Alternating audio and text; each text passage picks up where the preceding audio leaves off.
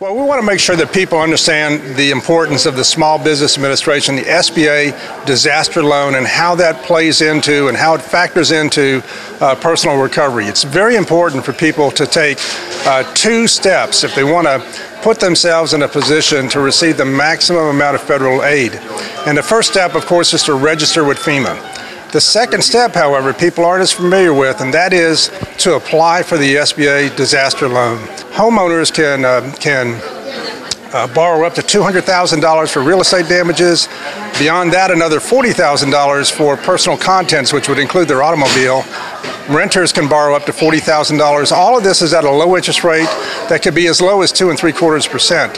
For businesses, we could borrow. They can borrow up to $2 million at interest rates as low as 4%. So these disaster loans are really the only place you can get them is when you're in a declared disaster like this. They're direct federal loans, and they can really help people get back on their feet after a disaster.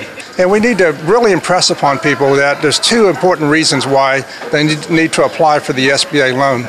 Number one, when they apply, they have the power to choose whether or not to use that loan.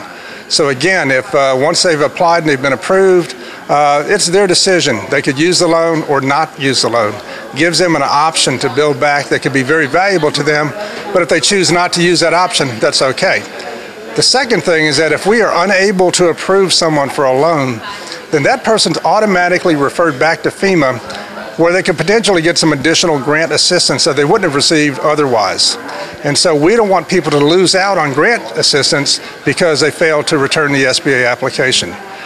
There's a deadline of November 23rd. It seems to be a long way off at this point, but again, the sooner people get the application in, the sooner we could help them. So we don't want them to wait.